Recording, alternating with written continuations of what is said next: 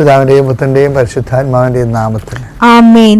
എൻ്റെ പ്രിയപ്പെട്ടവരെ, 28-ാം തീയതി ജൂൺ മാസം ശനിയാഴ്ച, അമ്മേ പരിശുദ്ധമേ, അമ്മേ പരിശുദ്ധമേ, ദൈവമാതാവേ, കൃപാസനത്തിലൂടെ ഞങ്ങൾക്കും ഞങ്ങളുടെ ദേശത്തിനും അമ്മ മധ്യസ്ഥം തേടി തന്ന എല്ലാ അനുഗ്രഹങ്ങൾക്കും കൃപകൾക്കും ഞങ്ങളിപ്പോൾ ഹൃദയം നിറഞ്ഞ നന്ദി പറയുന്നു. അമ്മേ പരിശുദ്ധമേ, ദൈവമാതാവേ, 2004 ഡിസംബർ 7-ാം തീയതി ഉച്ചകഴിഞ്ഞ് 2:30 കൃപാസനത്തിൽ സംഭവിച്ച അമ്മയുടെ പ്രത്യക്ഷപ്പെടലിനെ കുറിച്ച് തിരുസഭയ്ക്ക് സമർപ്പിച്ചിരിക്കുന്ന പഠനരേഖകളുടെ മേൽ സഭാത്മകമായ പഠനം ആരംഭിക്കുവാൻ ഞങ്ങൾ പ്രാർത്ഥിക്കുന്നു.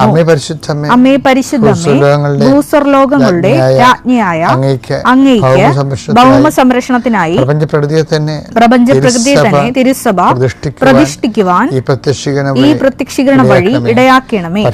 പരിശുദ്ധമ്മേ, ജപമാല മാതാവേ, സകല കൃപാസനം പ്രാർത്ഥനകളോടും ചേർത്ത് ഞങ്ങളിപ്പോൾ പ്രാർത്ഥിക്കുന്ന ഈ കുടുംബത്തിന്റെ പ്രത്യേക നിയോഗം.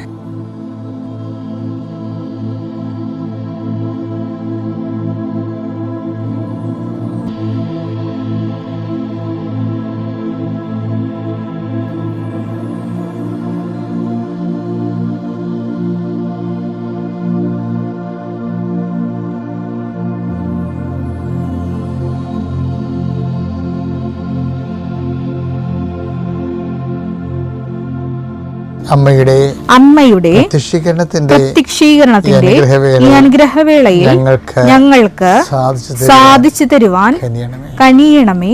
വിശ്വാസ പ്രമാണം. സർവശക്തനായ പിതാവും ആകാശത്തിന്റെയും ഭൂമിയുടെയും സൃഷ്ടാവുമായ ദൈവത്തിൽ ഞാൻ വിശ്വസിക്കുന്നു. അവിടുത്തെ ഏകപുത്രനും ഞങ്ങളുടെ കർത്താവുമായ ഈശോ മിശിഹായിലും ഞാൻ വിശ്വസിക്കുന്നു. ഈ പുത്രൻ പരിശുദ്ധാത്മാവിനാൽ ഗർഭസ്ഥനായി കന്യകാമറിയത്തിൽ നിന്ന് പിറന്ന് പൊന്തിയോസ് പീലാത്തോസിന്റെ കാലത്ത് പീഡകൾ സഹിച്ച് കുരിശിൽ തറയ്ക്കപ്പെട്ട് മരിച്ച് അടക്കപ്പെട്ട് പാതാളങ്ങളിൽ ഇറങ്ങി മരിച്ചവരുടെ ഇടയിൽ നിന്ന് 3-ാം നാൾ ഉയർത്ത് സ്വർഗത്തിലേക്ക് എഴുന്നള്ളി സർവശക്തിയുള്ള പിതാവായ ദൈവത്തിന്റെ വലതുഭാഗത്തിരിക്കുന്നു. അവിടെ നിന്ന് ജീവിക്കുന്നവരെയും മരിച്ചവരെയും വിധിക്കുവാൻ വരുമെന്നും ഞാൻ വിശ്വസിക്കുന്നു. പരിശുദ്ധാത്മാവിലും ഞാൻ വിശ്വസിക്കുന്നു. വിശുദ്ധ കത്തോലിക്കാ സഭയിലും പുണ്യവാന്മാരുടെ ഐക്യത്തിലും പാപങ്ങളുടെ മോചനത്തിലും ശരീരത്തിന്റെ ഉയർപ്പിലും നിത്യമായ ജീവിതത്തിലും ഞാൻ വിശ്വസിക്കുന്നു. ആമേൻ. സ്വർഗ്ഗസ്ഥനായ ഞങ്ങളുടെ പിതാവേ, അങ്ങയുടെ നാമം പൂജിതമാകണമേ. അങ്ങയുടെ രാജ്യം വരണമേ. അങ്ങയുടെ തിരുമനസ് സ്വർഗത്തിലെ പോലെ ഭൂമിയിലും ആകണമേ. അന്നു വേണ്ടുന്ന ആഹാരം ഇന്ന് ഞങ്ങൾക്ക് തരണമേ. ഞങ്ങളോട് തെറ്റ് ചെയ്യുന്നവരോട് ഞങ്ങൾ ക്ഷമിക്കുന്നത് പോലെ ഞങ്ങളുടെ തെറ്റുകൾ ഞങ്ങളോടും ക്ഷമിക്കണമേ. ഞങ്ങളെ പ്രലോഭനത്തിൽ ഉൾപ്പെടുത്തരുതേ, തിന്മയിൽ ഞങ്ങൾ രക്ഷിക്കണമേ. ആമേൻ. നന്മ നിറഞ്ഞ മറിയമേ, സ്വസ്തി. കർത്താവ് അങ്ങയുടെ കൂടെ സ്ത്രീകളിൽ അങ്ങ് അനുഗ്രഹിക്കപ്പെട്ടവളാകുന്നു. അങ്ങയുടെ ഉദരത്തിൻ ഫലമായി ഈശോ അനുഗ്രഹിക്കപ്പെട്ടവനാകുന്നു. പരിശുദ്ധ മറിയമേ, തമ്പുരാന്റെ അമ്മേ, പാപികളായ ഞങ്ങൾക്ക് വേണ്ടി ഇപ്പോഴും ഞങ്ങളുടെ മരണസമയത്തും തമ്പുരാനോട് അപേക്ഷിക്കണമേ. ആമേൻ. കർത്താവേ, നിന്റെ ഉന്നതമായ നാമത്തിന് സ്വസ്ഥം ചെയ്യുന്ന ഇന്ന് വേദനിക്കുന്ന ഓരോ മക്കളെയും ഞാൻ ഇപ്പോഴത്തന്നെ പ്രഭാതത്തിലെ അങ്ങയുടെ കൈകളിൽ ഏൽപ്പിക്കുന്ന ഈശോയെ, തങ്ങളുടെ കഴിവുകൾ കൊണ്ട് ഇനി ഞങ്ങൾ തനിക്ക് രക്ഷയില്ല, ദൈവം നേരിട്ട് ഇറങ്ങി വന്നാലേ ഞങ്ങളിന് രക്ഷപ്പെടൂ. അമ്മയെ അത്ഭുതം പ്രവർത്തിക്കണമേ. അങ്ങനെ കരഞ്ഞ് പറഞ്ഞ് പ്രാർത്ഥിക്കുന്നവരുണ്ടും ഇന്നലെ പ്രാർത്ഥന കിടന്നവരുണ്ട്. ദീർഘനിശ്വാസത്തിൽ ഉറങ്ങാൻ പോകുന്ന മുമ്പ് ഇങ്ങനെ പറഞ്ഞ് കിടന്നവരുമുണ്ട്. അവരെല്ലാം ഇന്ന് ശ്രദ്ധിക്കാൻ വേണ്ടി ഞാൻ അവരെ അതിപ്രഭാതത്തിൽ തന്നെ അമ്മയുടെ തിരുസേനയിൽ കൊണ്ടുവരികയാണമ്മേ. അവരെല്ലാം ആശീർവദിക്കണം. അവരെന്തിനെ ഓർത്താണ് വേദനിക്കുന്നത്, ആരെ ഓർത്താണ് വേദനിക്കുന്നത്, എന്തിനു വേണ്ടിയാണ് അവർ പരക്കം പായുന്നത്, അവരെ സഹായിക്കാൻ ആരുമില്ലാത്തവരുണ്ട്. കർത്താവേ, അങ്ങനെയുള്ളവരെ നീ സന്ധിക്കണം. ഇന്ന് ഭാര്യ മരിച്ച 2 കുഞ്ഞുങ്ങളുമായിട്ട് ഒരു ഭർത്താവ് വന്ന് എൻ്റെ അടുത്ത് നിന്നപ്പോൾ എനിക്ക് വല്ലാത്ത വിഷമം തോന്നി. ആരും ഇല്ല അച്ഛാന്ന് പറഞ്ഞു. അപ്പോൾ ജീവിത പങ്കാളി എല്ലാം ആയതുകൊണ്ടാണ് അവരങ്ങനെ ആരും ഇല്ലെന്ന് പറഞ്ഞത്.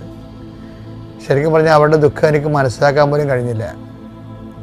കാര്യം അവരുടെ എല്ലാ കാലാവസ്ഥയിലും എല്ലാ സമയങ്ങളിലും എല്ലാത്തിനും ഉണ്ടായിരുന്ന ഒരാൾ ഒരു നിമിഷം ഇല്ലാണ്ട് വരുമ്പോൾ 2 കുഞ്ഞുങ്ങളും അപ്പനും മാത്രമാകുമ്പോൾ ഉണ്ടാകുന്ന വേദനകൾ സഹിക്കാൻ പറ്റാത്ത വേദനയാണ്. അതുപോലെ തന്നെ ഈശോ അതുപോലുള്ള വേദനകൾ അനുഭവിക്കുന്ന ഒത്തിരി പേരുണ്ട്. മകൻ മരിച്ചു പോയവരുണ്ട്. അതിൻ്റെ അവനെ ഓർത്തുള്ള വേദനകൾ മാതാപിതാക്കന്മാരും പരസ്പരം മിണ്ടാതെ തേങ്ങി നടക്കുന്നവരുണ്ട്. കർത്താവേ, പല പല കാര്യങ്ങൾക്ക് വിദേശത്ത് ജോലി നഷ്ടപ്പെട്ടവരുണ്ട്, ജയിലിൽ അകപ്പെട്ടവരുണ്ട്, നാട്ടിൽ വരാൻ പറ്റാത്തവരുണ്ട്, കൂടെ പരീക്ഷ തോക്കുന്നവരും കൂടെ വിസ പ്രോസസ്സ് പരാജയപ്പെടുന്നവരും. ഇനി എന്ത് ചെയ്യും ദൈവമേ, നാട്ടിൽ നിൽക്കാനും പാടില്ല, പോകാൻ പറ്റണമില്ല. വല്ലാത്ത വിഷമം കൊണ്ട് വല്ലാത്ത വേദന അകപ്പെട്ടിരിക്കുന്നവരുണ്ട്. അവരെല്ലാം ഞാനിപ്പോൾ ഓർത്ത് പ്രാർത്ഥിക്കണം. കർത്താവേ, ജീവിതം കൈവിട്ട് പോകുമ്പോൾ ഉടമ്പടി മാത്രമല്ലേ ഉള്ളൂ. കാര്യം ഉടമ്പടി മാത്രമാണ് നോട്ട് ബൈ മെറിറ്റിൽ വർക്ക് ചെയ്യുന്നത്. എൻ്റെ കഴിവ് കൊണ്ടല്ല, എൻ്റെ കൃപ കൊണ്ടാണെന്ന്. ആ വാഗ്ദാനത്തിൻ്റെ വാതിലാണ് കർത്താവേ നീ.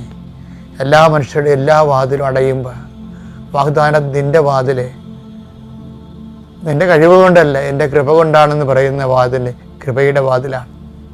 നീ യേശുക്രിസ്തുവിനെ തുറന്നു വെച്ച മാതാവിൻ്റെ മധ്യസ്ഥത്തിലെ യേശുവിനോടുകൂടി തുറന്നു വെച്ച വാതിൽ, അനുഗ്രഹത്തിൻ്റെ ആശ്വാസത്തിൻ്റെ വാതിൽ എല്ലാവർക്കും തുറന്നു കൊടുക്കുന്ന കർത്താവ്. തീ കത്തുമ്പോൾ അതിൽ വെന്തുരി പോകുമെന്ന് ഓർക്കുമ്പോൾ പെട്ടെന്ന് രക്ഷപ്പെടാനുള്ള ഒരു എമർജൻസി എക്സിറ്റാണ് പരിശുദ്ധ അമ്മ എന്ന് എന്നോട് എത്രയോ പ്രാവശ്യം ഈശോ നീ പറഞ്ഞിരിക്കുന്നു. അതെ, നിൻ്റെ അടുത്ത് വരാൻ അധികാരം ഒരു യോഗ്യതയുമില്ലെങ്കിലും, ഒരു യോഗ്യതയുമില്ലാതിരിക്കുന്ന സമയത്തും നിൻ്റെ അടുത്ത് വരാൻ ഞങ്ങൾക്കുള്ള യോഗ്യത നീ ഞങ്ങൾക്ക് നൽകിയ അമ്മ തന്നെയാണ്. അമ്മ എമർജൻസി എക്സിറ്റാണ്. അതായത് അപകട സമയത്ത്, അങ്ങനെയുള്ളൊരു സമയത്ത്, ഒരു യോഗ്യതയുമില്ലാത്ത സമയത്ത് ഞങ്ങൾക്ക് വേണ്ടി രക്ഷപ്പെടുത്താനൊരു വാതിൽ നിൻ്റെ അടുത്ത് കൊണ്ടുവന്ന അമ്മ നിൻ്റെ അടുത്ത് കൊണ്ടുവന്നൊരു മനുഷ്യർ പോലും തിരിഞ്ഞു നോക്കേണ്ടി വന്നിട്ടില്ല. കർത്താവെ, ഇന്നത്തെ പ്രാർത്ഥനയിൽ പങ്കെടുക്കുന്ന ഓരോ കുടുംബവും അവരെ സപ്പോർട്ട് ചെയ്യാനോ ശുപാർശ ചെയ്യാനോ ആരുമില്ല. ശുപാർശയും കൊണ്ട് വരുമ്പോൾ അതിനേക്കാൾ വലിയ ശുപാർശയും കൊണ്ട് വന്ന് അവർക്ക് അവരുടെ ഈ കിട്ടേണ്ടത് നഷ്ടപ്പെടുകയും നിസ്സഹായം നിൽക്കുകയും ഈ ജീവിതം എന്തിനു തന്നു എന്ന് പോലും ചിന്തിക്കുന്ന സാധാരണ സങ്കടപ്പെടുന്ന മനുഷ്യരുണ്ട്. അവിടെ കൂടെ നിന്നുകൊണ്ട് കർത്താവെ ഞാൻ പ്രാർത്ഥിക്കുന്നു.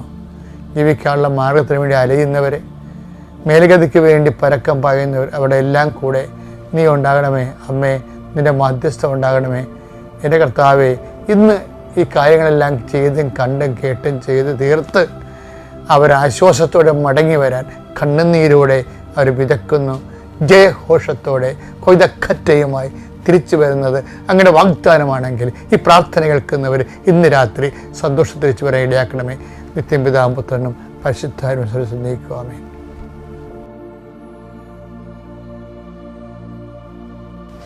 എൻ്റെ പ്രിയപ്പെട്ടവരെ, ഞാനേ ഇന്നലെ ഉച്ച കഴിഞ്ഞ് ഞാനൊരു സാക്ഷ്യം കേട്ട് എനിക്ക് വളരെ ഇഷ്ടപ്പെട്ടു. ഒരു GNM നേഴ്സാണ്, GNM ആണ്. അവർ 19 കൊല്ലത്തോളം ഇസ്രയേലിൽ ജോലി ചെയ്യുക. അവരുടെ ഏറ്റവും വലിയ സങ്കടം എന്ന് പറയുന്നത് അവിടെ ഭർത്താവിൻ്റെ കൂടെ അവർക്ക് ജീവിക്കാൻ പറ്റണില്ല, കുഞ്ഞുങ്ങളുടെ കൂടെ ജീവിക്കാൻ പറ്റണില്ല. ഇസ്രയേലിൽ കുഞ്ഞുങ്ങളെ നിർത്താൻ പറ്റത്തില്ല. 3 കൊല്ലമാകുമ്പോൾ തിരിച്ച് വീട്ടിൽ കൊണ്ടുവന്ന് ആക്കണം. അപ്പോൾ അവൾ ഇളയ കുഞ്ഞിൻ്റെ കൂടെ നിന്നിട്ടില്ല, മൂത്ത കുഞ്ഞിൻ്റെ കൂടെ നിന്നിട്ടില്ല. ഒരമ്മയല്ലേ. അപ്പോൾ അവൾക്ക് അവസാനമായപ്പോൾ 39 വയസ്സായി. അപ്പോൾ എന്ത് ചെയ്യും കർത്താവേ? അപ്പോൾ എനിക്ക് മക്കളുടെ കൂടെ നിൽക്കാൻ പറ്റത്തില്ല, എൻ്റെ ജീവിതത്തിൽ എൻ്റെ കുടുംബത്തിൻ്റെ കൂടെ നിൽക്കാൻ പറ്റത്തില്ലേ. അപ്പോൾ ആരോ ഉടമ്പടി എടുത്തവർ പറഞ്ഞു, ഈ കൃപാസനം മാതാവെന്നും പറഞ്ഞൊരു മാതാവുണ്ട്. ആൾക്കാരിപ്പോൾ അങ്ങനെയാണ് പറയണത്. അപ്പോൾ അതുകൊണ്ട് മാതാവിൻ്റെ അടുത്ത് ഉടമ്പടി എടുത്താൽ എല്ലാ കാര്യത്തിലും സമാധാനം ഉണ്ടാവും. ജീവിതം കൈവിട്ട് പോകുമ്പോൾ ആൾക്കാർ ചെയ്യണ കാര്യമാണ്. അപ്പോൾ ഇവർ യാക്കോബ സഹോദരിയാണ്, പക്ഷേ ഒരു നോൺ ക്രിസ്ത്യനാണ് കല്യാണം കഴിച്ചിരിക്കുന്നത്. അപ്പോൾ അവരങ്ങനെ ജീവിച്ചു പോവുകയാണ്. അപ്പോൾ അതുകൊണ്ട് അവർക്കാണെങ്കിൽ മാതാവിനോട് ഇത്രയും അഡമൻ്റായിട്ടുള്ള കാത്തലിക്സിനുള്ള പോലെ അഡമൻ്റായിട്ടുള്ളൊരു മാധ്യസ്ഥമൊന്നുമില്ല. അപ്പോൾ അവർ ഉണ്ട്, മാതാവിനെ വണങ്ങുകയും മാതാവിൻ്റെ പ്രാർത്ഥനയൊക്കെ ഉണ്ട്. പക്ഷേ ഈ ഉടമ്പടി വന്നിട്ട് കഴിഞ്ഞാൽ ഉടമ്പടി ത്രൂ അല്ലേ, ത്രൂ മേരി ടു ജീസസ് ആണല്ലോ. അപ്പം അങ്ങനെ ഒരു പരിചയമില്ല ആളിനെ.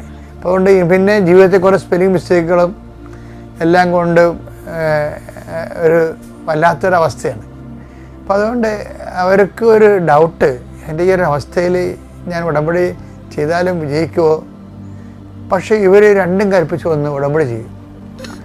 ഉടമ്പടി ചെയ്ത് കഴിഞ്ഞപ്പോൾ ഇവർക്ക് വല്ലാത്തൊരു വിശ്വാസം. കാര്യം അവരുടെ പല കാര്യങ്ങളും കുടുംബത്തിൽ പ്രവിടാ നിത്യം നടക്കാത്ത ചില കാര്യങ്ങളാണ്. അപ്പോൾ ഉടനെ പക്ഷേ ഇവർ ഈ 39 വയസ്സും കൊണ്ട്, അതായത് ഇവർ ഏജൻസി എടുത്ത് ചെയ്തത്. അപ്പോൾ ഏജൻസി പറയും നിങ്ങളുടെ വിസ ന്യൂസിലൻഡിലേക്കാണ്, അപ്പോൾ വേറെ ഏതെങ്കിലും രാജ്യം വെക്കും മാഡം, നടക്കത്തില്ല ഇത്, നിങ്ങൾ 35 വയസ്സ് വെച്ചുകൊണ്ടിരുന്നു കഴിഞ്ഞാൽ ഞങ്ങളുടെ റേറ്റിംഗ് പോകുമെന്ന് പറഞ്ഞു, സക്സസ് റേറ്റിംഗ് പോകുമെന്ന് പറഞ്ഞു. അപ്പോൾ അവർ സമ്മതിക്കത്തില്ല. അപ്പോൾ പക്ഷേ ഇവർ സ്റ്റേണായിട്ട് ഇവർ കിട്ടിയ ആന്തരിക ബോധ്യം കൊണ്ട് ഇവർ പറയും, ഞാൻ ഉടമ്പടി എടുത്ത ആളാണ്. അപ്പോൾ അവർക്ക് ആ ഏജൻസിക്ക് ഉടമ്പടിയെക്കുറിച്ചൊന്നും അറിയത്തില്ല. കൃപാസന മാതാവ് എൻ്റെ കൂടെയുണ്ട്, നിങ്ങൾ വെച്ച് നോക്കുക, അപ്പോൾ ഇവരും അറിയുമെന്ന് പറയും. ഇവർ നിർബന്ധിച്ചാണ് അങ്ങനെ വെച്ച് കഴിഞ്ഞപ്പോൾ ആ വിസ പെട്ടെന്ന് പ്രോസസ്സായിട്ട് അവർക്ക് കിട്ടി. അപ്പോൾ അവർ പറയണതേ 24 വയസ്സുള്ള നല്ല എഫിഷ്യൻ്റായിട്ടുള്ള വിസ ഉള്ള പല ആൾക്കാർക്കും, ചെറുപ്പക്കാർക്ക് പോലും വിസ റിജക്റ്റായി. ഇവിടെ എങ്ങനെ റിജക്റ്റായി നോക്കും, ഇവർക്കും കരച്ചിൽ, ഏജൻസിക്കും കരച്ചിൽ. ദൈവാനുഭവം വന്നു കഴിഞ്ഞാൽ ഇപ്പോൾ 10 ദിവസമൊക്കെ പറഞ്ഞില്ലേ, നാഥ ഞാൻ പാപിയാണ്, ഇതിനെ നകന്നു പോകാൻ. അപ്പം അതുപോലെ പെട്ടെന്നൊരു അനുഭവമാണ് കിട്ടിയത്. അപ്പം ഞാനപ്പോൾ ആൾക്കാർ നിൽപ്പുണ്ടായിരുന്നു. അപ്പം കർത്താവ് എന്നെ പറഞ്ഞ്, ഇതാണ് സിംഹക്കുട്ടി, സിംഹക്കുട്ടികൾ ഇര കിട്ടാതെ വരയുന്നില്ലേ, ദൈവമേ കർത്താവെ അങ്ങനെ ആശ്രയിക്കുന്നവർക്ക് ഒന്നിനും കേടുണ്ടാകത്തില്ലെന്ന്. സങ്കീർത്തനം 34:10. സിംഹക്കുട്ടികൾ ഇര കിട്ടാതെ വിശന്ന് വലഞ്ഞേക്കാം. ഇര കിട്ടാതെ വിശന്ന് ചെറുപ്പക്കാർക്ക് ഇത് കിട്ടാതിരിക്കുമല്ല പലപ്പോഴും. അതെ, കർത്താവിനെ അന്വേഷിക്കുന്നവർക്ക് 40 വയസ്സുകാർക്ക് എന്താ വേറെ ഒരു യോഗ്യതയില്ല, ഒന്നിനും കുറവുണ്ടാവുകയില്ല. അതെന്താ പ്രശ്നം വെച്ച് കഴിഞ്ഞാൽ നമ്മൾ വിശ്വാസത്തിലേക്ക് വരുമെന്ന് കഴിഞ്ഞാൽ, അപ്പം ഞാൻ ഈ സാക്ഷ്യം പറയുമ്പോൾ എൻ്റെ കൂടെ കുറേ +2-കാരും PSCക്കാരും അതുപോലെ തന്നെ B2-കാരും ജർമ്മൻ B2-ഉം ഇങ്ങനെ പിന്നെ PT എക്സാം എല്ലാം ഇങ്ങനെ നിൽക്കുകയും അവർക്കെല്ലാം പല പൈസ, അവർക്ക് അതിൻ്റെ അകത്തെല്ലാം പ്രായമുള്ളവരും ഉണ്ട്. അപ്പോൾ ഞാൻ അവരോട് പറഞ്ഞു, മക്കളെ, അപ്പോൾ പല പ്രാവശ്യം എഴുതിയിട്ടുള്ളവരാണ് ഈ ഉടമ്പടി എടുത്തിരിക്കുന്നത്, എൻ്റെ കൂടെ നിൽക്കുന്നത്, മക്കളെ ജീവിതം കൈവിട്ട് പോയെന്ന് തോന്നിയ പിന്നെ നിങ്ങൾ റെഗുലേറ്റ് ചെയ്ത് നോട്ട് ബൈ മെറിറ്റിലേക്ക് വരണം. ഇപ്പം എല്ലാവർക്കും അറിയാം not by merit but by grace ഉടമ്പടി വർക്കൗട്ട് ചെയ്യുമെന്ന്. പക്ഷേ ആൾക്കാർ ആക്ടിവിറ്റി ചെയ്യാൻ താമസിക്കും. എന്താ കാര്യം? നോട്ട് ബൈ മെറിറ്റ് വെച്ചാൽ ഇനി എൻ്റെ കഴിവല്ല, ദൈവത്തിൻ്റെ കൃപയാണെങ്കിൽ 100% ഉടമ്പടി എന്തുമാത്രം ഭംഗിയായിട്ട് കൈവിട്ട ഉടമ്പടിയിൽ നമുക്ക് നിക്ഷേപിക്കാൻ പറ്റും. അത് ദൈവത്തിനും തോന്നണം അവൻ നോട്ട് ബൈ മെറിറ്റിലാണ് വർക്ക് ചെയ്യണമെന്ന്. എന്ന് വെച്ച് കഴിഞ്ഞാൽ അവൻ്റെ മെറിറ്റിലല്ല, ദൈവത്തിൻ്റെ കൃപയിൽ മാത്രം ആശ്രയിച്ചാണ് ഈ ഉടമ്പടി ജീവിക്കണമെന്ന് ദൈവത്തിന് തോന്നിയ അപ്പം ഗ്രേസ് വർക്കൗട്ട് ചെയ്യും. പിന്നെ ഒന്നിനും നമുക്ക് കുറവുണ്ടാവത്തില്ല. Thank you.